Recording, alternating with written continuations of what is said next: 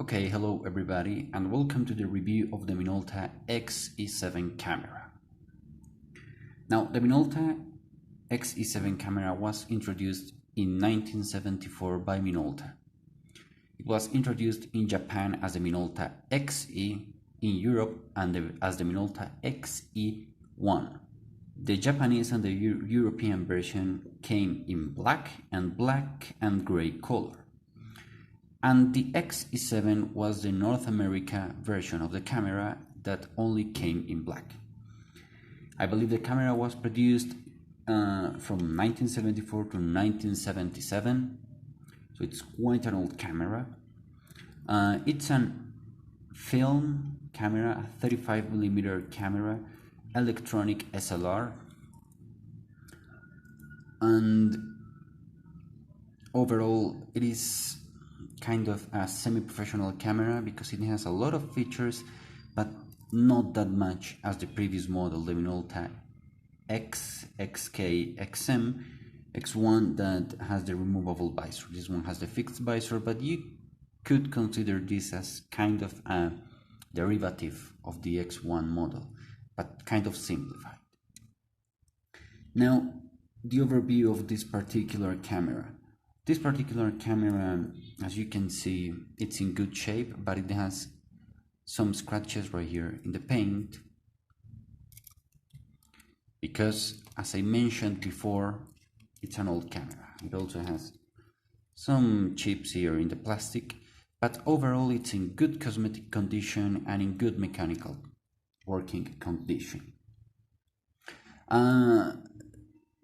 This lens, although it is a Minolta rocker lens, it's not the original lens that came with the camera. This is a 45mm lens. It is a later lens. The original lens of the camera, I believe, was a 50mm all-metal lens. This has more metal and plastic parts, but still it's a Minolta lens, and it is a very cool lens because it is, as you can see, very compact, very small, yet very good. Now, let's go on with the overview of the camera. On the front part, we have the self-timer, I believe 7 and 10 seconds. It is not working in this particular camera. This is the depth of field button. Push it in and out to see your depth of field. You have this window right here that allows you to see through the visor the speed of the camera, and this other window here that allows you to see through the visor the value of the aperture of the lens. So you don't have to remove your sight from the visor in order to know the speed and the aperture of the camera. On this side you have this button that is for dismounting the lens, this socket for the electronic flash, and this lever that selects between X electronic flash and FP bulb flash. This is a lever that allows you to check the battery voltage if the camera is loaded with batteries. And that's it for this side. The other side is clean, you don't have any buttons. The rear of the camera, you have this lever right here that allows you to close and open the visor. You have the on-off button and the picture counter right here. Down you have the battery compartment, the socket for the tripod or the case, and the release for the film to be rewinded. And on the top you have the main control of the cameras. You have your rewinding knob as well as your lid opener. You have your ISO selector. You have overexposure and infrared exposure. You press this silver button and you select with the notch that you can see there to overexpose or infraexpose, and to move the ISO value you push this silver button down and you move the ISO value. You have here the flash socket for the camera. You have here the speeds. It goes from 1/1000 to 4 seconds. It has bold synchronized flash at 1/90 if I'm not mistaken, and an automatic function that, depending the speed and the aperture on the lens, calculates the speed for the picture. This is your shutter release. This is your cocking knob, your film advance lever, and this is a lever that allows you to do multiple exposures. Now I'm going to show you how to operate the camera and what to check if you want to buy one of these. Always have in mind that this is a 70s camera. It is an old camera. I bought one of these with the intention to fix it. The seller told me it was stock, but when I took it to a service shop, they told me it was a total loss. There was no way to fix it.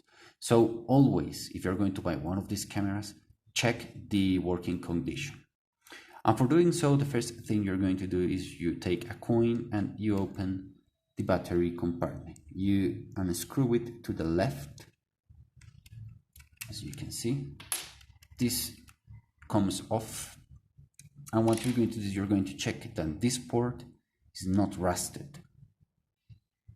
So you can see there is no rust in there. Have a very good sign. Then you check for this, the battery tray, and it is also not rusted. This may be a little bit damaged, but not rusted.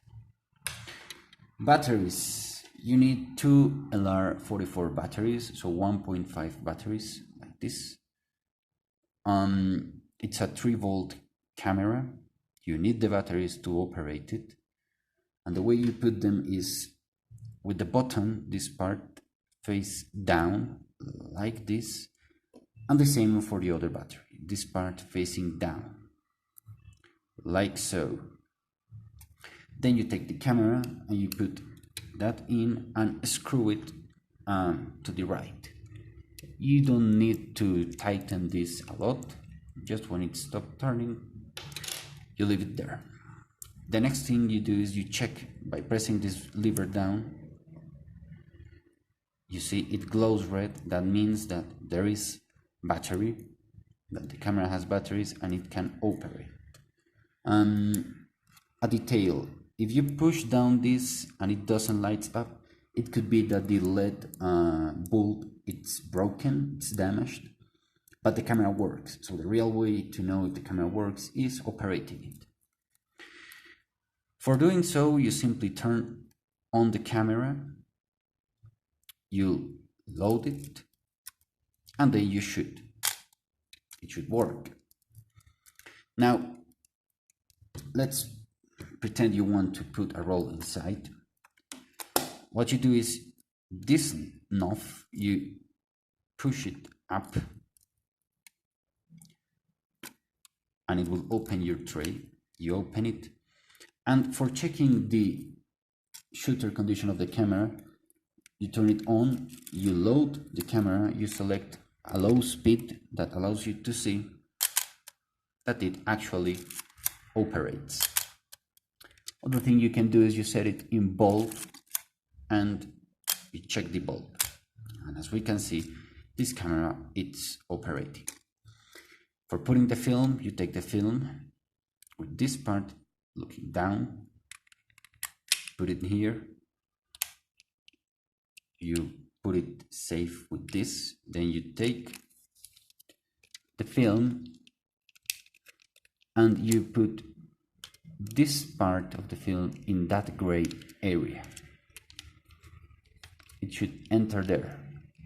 In that slot, you put the film in there and then you wind the camera, and that should happen. Then you close the door and you check your film counter. When the film counter reaches 1, which is right there, that will be your first picture. Another way to check that you correctly loaded the film is like this. You see, it moves whenever you push this. Now, you can see here, you can hear here the shooter working. It's really smooth, really good. This is the lens aperture. I will close it to its minimum aperture. There you have it.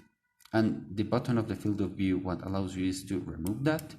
But when you're going to take the picture, it automatically comes out again. So you don't need to have this like that in order to shoot. You can do it like that and it will automatically close when you expose the film. I'm going to try and give you a view of the visor, which I think it will be hard to do. Yes, it'll be hard. But it's a really good visor. It's clear and you can see really good. So I will post pictures in the description.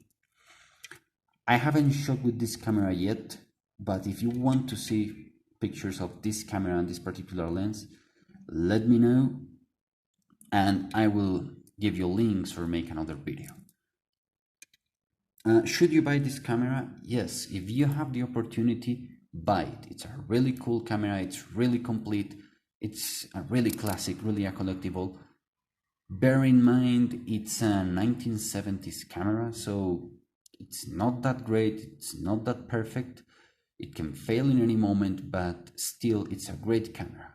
So my advice is, when you are going to buy one of these, check it personally, check if it works.